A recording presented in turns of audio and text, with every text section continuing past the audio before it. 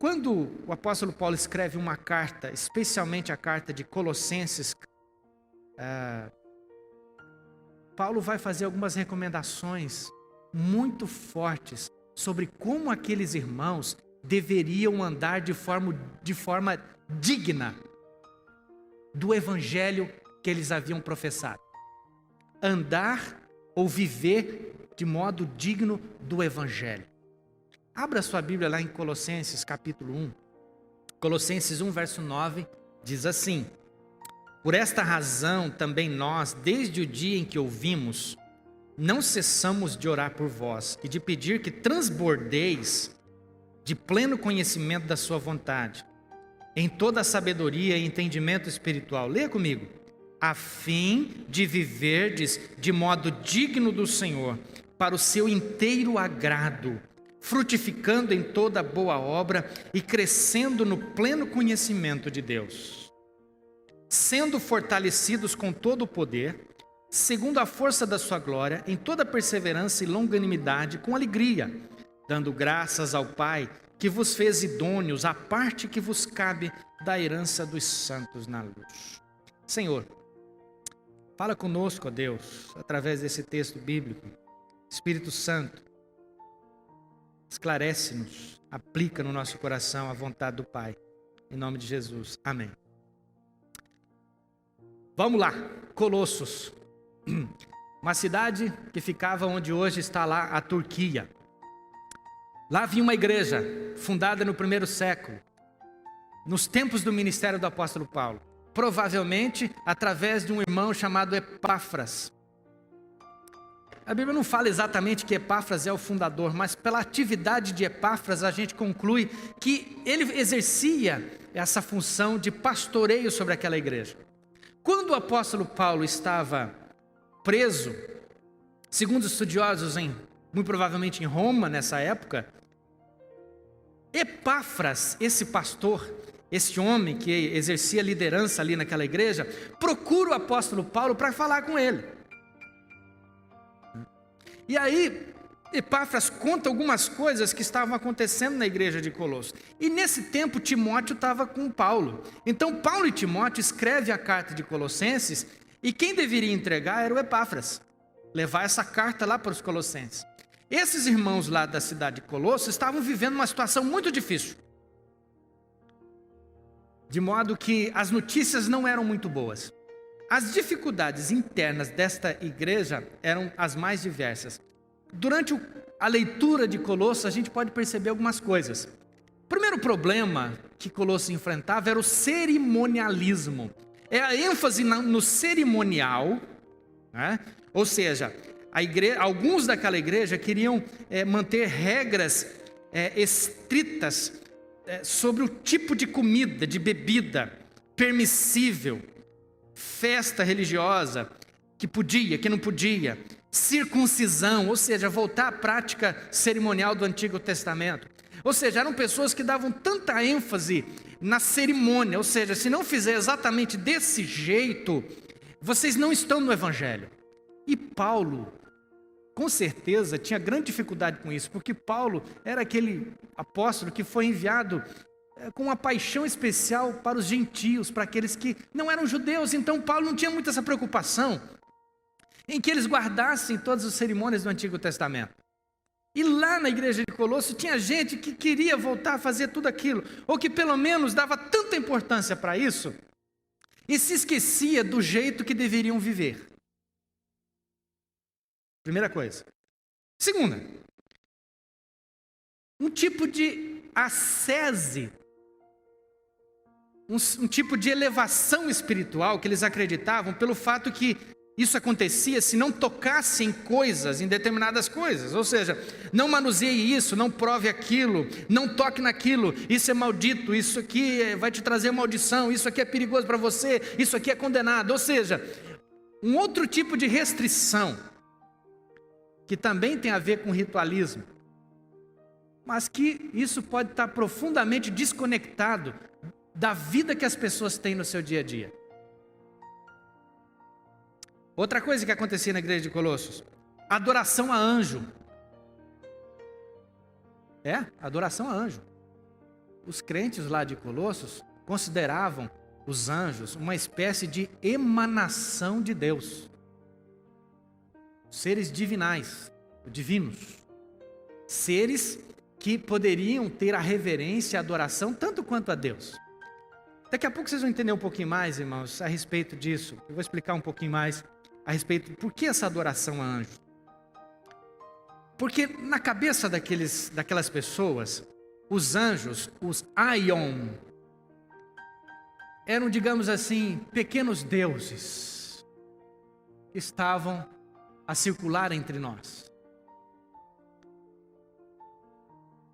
Para a cabeça dessas pessoas, influenciada pelo gnosticismo, o gnosticismo, irmãos, era o seguinte: algumas pessoas acreditavam que Jesus tinha se revelado para eles, ou dado para eles um conhecimento especial, à parte, separado daquele que Jesus havia dado para os apóstolos.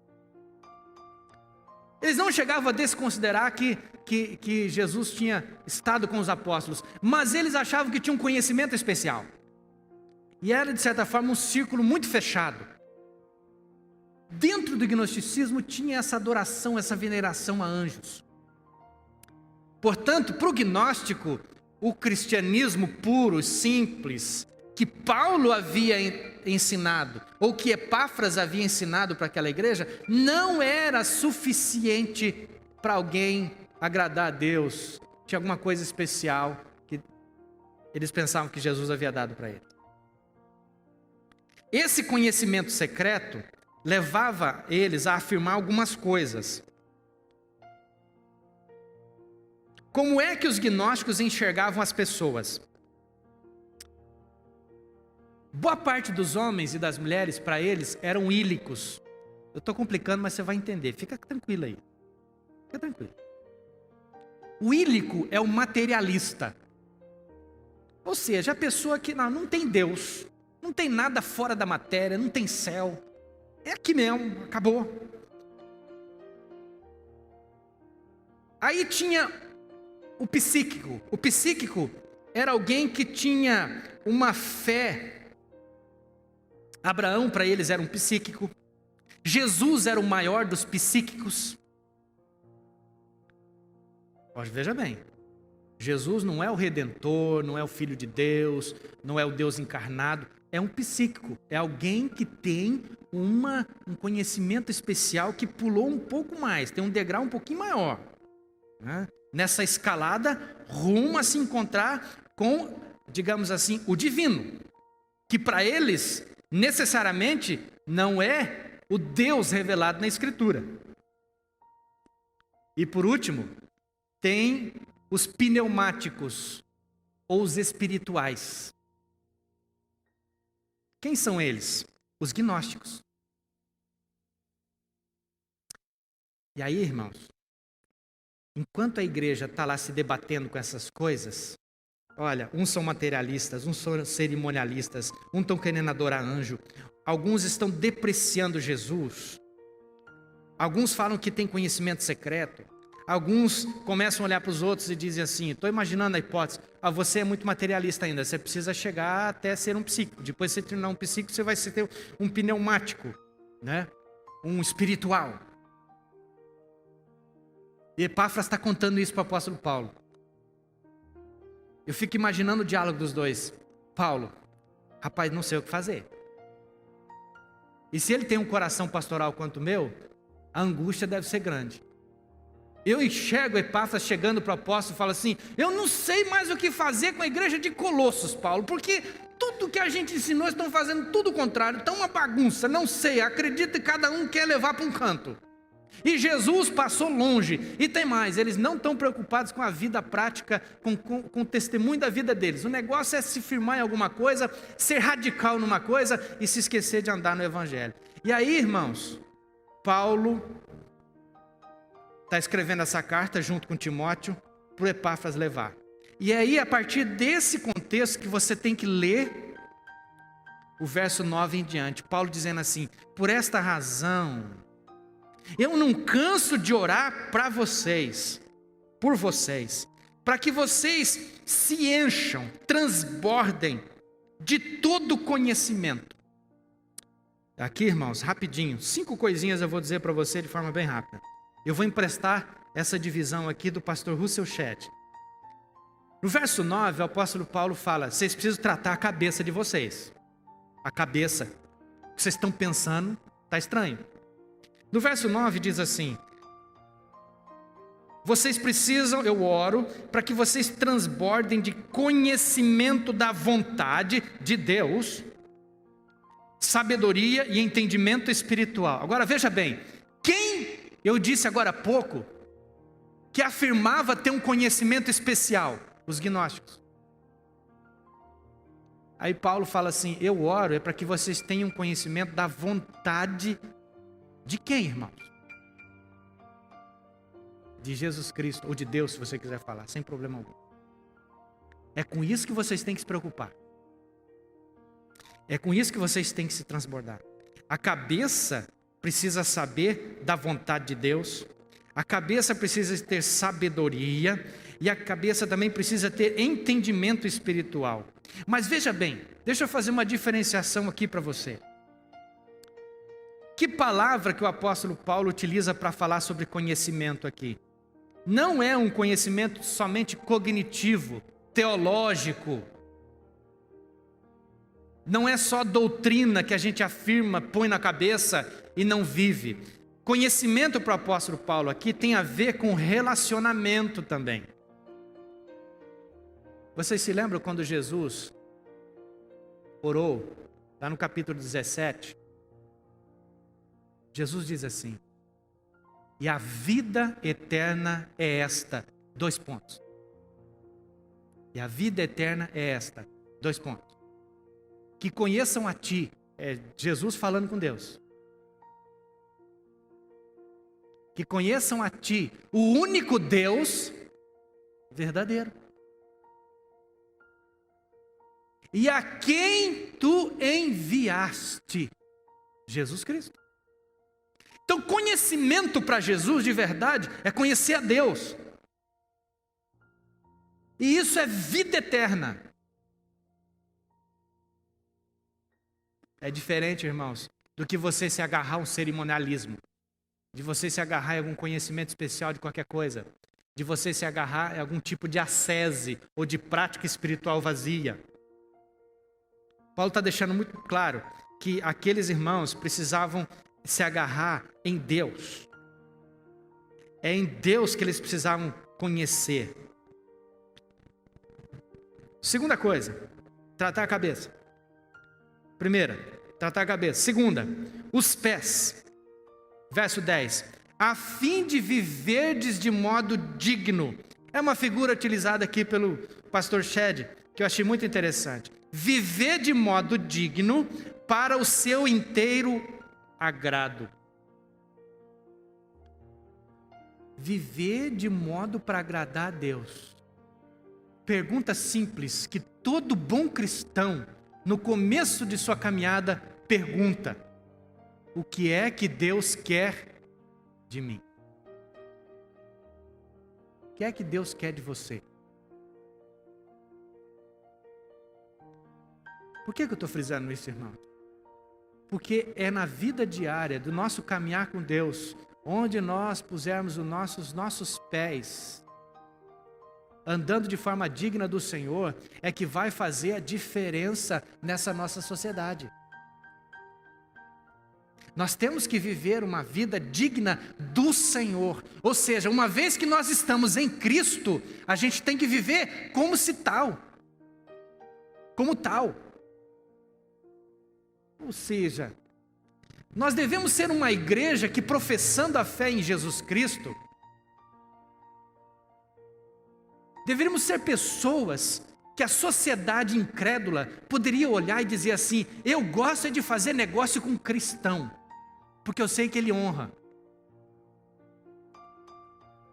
Primeiro, nós deveríamos ser jovens, cujo pai e a mãe de uma menina pudesse dizer assim: minha filha está namorando um cristão, louvado seja Deus. e vice-versa. Que alegria saber que o meu filho está namorando uma moça cristã, de Deus, uma menina de Jesus, ou um rapaz de Jesus. Vai fazer diferença. Mas nem sempre isso acontece, irmão. Concorda comigo? Às vezes pessoas que professam a fé em Cristo têm um desvio de caráter tão grande, ou até pior. É o modo como está andando. Qual é a vontade de Deus? E dentro desse aspecto, ainda tem uma outra coisa. Deveríamos ser pessoas preocupadíssimas com o avanço do Evangelho. Através da palavra também.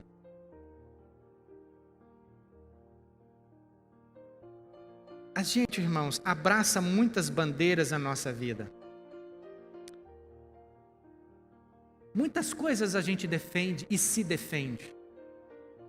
Mas às vezes somos tão tímidos para falar sobre a nossa fé. Pedro, se eu não me falha a memória, recomendou aos irmãos dizendo o seguinte: olha, vocês têm que estar preparados todas as vezes que alguém perguntar a razão da tua fé. Todas as vezes que alguém perguntar assim: você acredita em quê? Eu acredito nisso e vivo a partir disso. Você entendeu, irmão? Quem entendeu, diga amém. Outra coisa que o pastor Russell Shedd coloca, que eu achei muito interessante. As nossas mãos têm que estar ocupadas. A parte B do versículo de número 10. Frutificando em toda boa obra e crescendo no pleno conhecimento de Deus. Frutificar em toda boa obra. Ou seja, as mãos do cristão têm que estar ocupadas, fazendo alguma coisa no reino de Deus. Não é só, veja bem, não é só a cerimônia, não é só essa coisa, se afirmar em determinado ritual, é fazer alguma coisa no reino de Deus, frutificando em toda boa obra. Cabeça da gente desocupada é um problema sério, já disse na primeira afirmação, mas a mão ocupada vai acabar ocupando o outro. Você concorda comigo ou não? Dentro de uma casa, irmãos, normalmente o serviço de uma casa sobra para uma pessoa, é ou não é? E esta pessoa normalmente é do sexo feminino.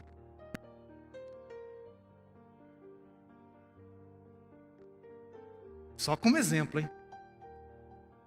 E no reino de Deus, a gente precisa pensar também. Às vezes a gente delega o serviço para meia dúzia de pessoas. Todo cristão tem que frutificar em boa obra. Qual é o teu ministério?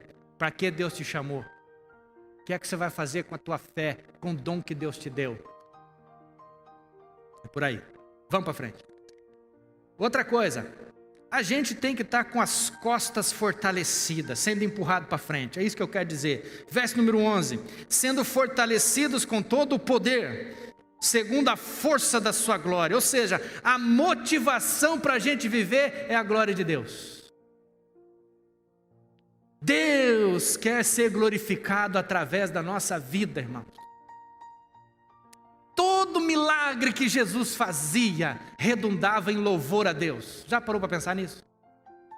Curava um, no final o evangelista discorre. E Jesus e Deus foi ovacionado, glorificado, exaltado. Portanto, quer comais, quer bebais, façais tudo para a glória de Deus. É o que diz. Tudo para a glória dele. Ou seja, é a nossa motivação. Estamos fortalecidos no poder de Deus. Deus está conosco, a sua presença, Ele nos acolhe, Ele nos enche de virtude, de graça. Então, na força da sua glória, na motivação da glória de Deus, é esse que é o sentido dessa palavra. Mesmo que alguém não elogie a gente, mesmo que alguém não reconheça, é para Ele. Em último lugar, como é que a gente vive? Essa vai pegar boa parte da gente, inclusive a mim. O rosto alegre. Verso de número 12. Dando graças ao Pai que vos fez idôneos. Parte B do verso 11. Sendo fortalecidos, parte A, segundo a força da sua glória, parte B do verso 11, toda perseverança e longanimidade com alegria.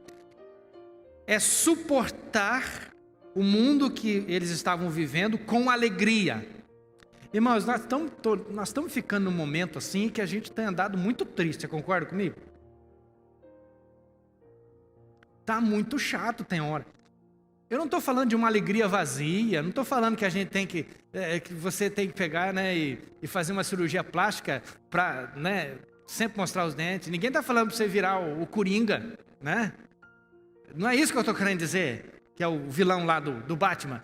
Eu estou falando é que as coisas à nossa volta vão, tanta notícia ruim, tanta coisa ruim, isso vai sendo depositado dentro da gente, a gente vai absorvendo tudo isso. Chega um ponto, irmãos, que se a gente anda pelas ruas com tanta notícia ruim, a gente chega em casa, parece que está tudo acumulado, assim, vai enchendo, não é?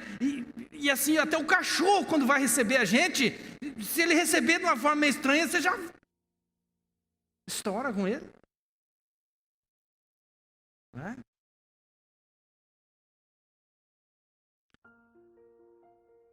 A cachorro é uma imagem interessante, irmãos. É incrível, rapaz. Pode ter raçãozinha lá no pratinho dele ou não. Sabe como é que é? Cachorro que tem 3 ou 4 donos, um dia ele fica sem comer. Uma coisa, sempre esquece de pôr lá. Mas toda vez que a gente chega, ele fica a maior alegria da vida dele. A vida de cachorro é ruim? Não é não. Por que eu estou dizendo isso, irmão? Porque a gente, às vezes, entrou num ambiente tão negativo, tanta luta, tanta coisa. Isso vai adoecendo a gente. Você não consegue respirar. É ou não é? Eu estava meditando essa semana, irmãos, sobre as reações das pessoas, inclusive no meio cristão, no nosso meio cristão, né? Eu desconfio que tem gente, irmãos, que eu não sei, mas ele gosta de notícia ruim só. Não tem gente assim? Porque tudo quanto é notícia ruim vem dele. Eu fico, meu Deus do céu, sabe que ele sai procurando o dia inteiro? E aí, convivendo com alguns pastores, amigos meus, nossos retiros, a gente chegou à conclusão que isso afeta os pastores também. E eu percebi que alguns pastores entram em crise, porque ele fica no retiro, e o celular não tocou nenhuma vez. E ele fica em parafuso, meu Deus, ninguém ligou para mim. Aí a gente é obrigado a falar com ele, meu amigo, se ninguém ligou para você, é porque está tudo bem. Está em paz. Aproveite e desfrute o momento. Todos os dias vai ter alguma coisa ruim para a gente resolver e alguma coisa boa para a gente celebrar. Todo dia. E é por isso que o apóstolo Paulo fala, gente, como é que vocês estão andando? Alegre? Perseverante? Longânimo? Na alegria? Ou seja, longanimidade na alegria é como se a gente tivesse que esticar a alegria. Ela ia um pouco mais. Levar a alegria um pouco mais adiante, um pouco mais longe. Não é só períodozinho curto, levar a alegria um pouco mais longe, um pouco mais para frente. Como que nós estamos vivendo? Como trabalhando? Como estudando? Será que a gente não está desconectando da nossa vida com Deus depois do culto e a gente vive de qualquer maneira durante a semana? No que nós estamos baseando a nossa vida? Como temos andado? Por isso que o apóstolo Paulo fala, olha, andem de modo digno do Evangelho. Que Deus nos abençoe. Vamos orar? Pai, muito obrigado pela Tua palavra, pelo incentivo do Senhor nas nossas vidas. Nós queremos honrá-lo, bendizê-lo e Te agradecer por tudo, Senhor. E nos ajuda a andar de modo digno do Evangelho. Senhor, eu confesso diante do Senhor que às vezes, ó Deus, as dificuldades, os problemas da vida têm, ó Deus, gerado dentro de mim uma visão às vezes negativa da vida e das coisas. E eu quero pedir a Tua ajuda para me fazer enxergar a vida na perspectiva do céu.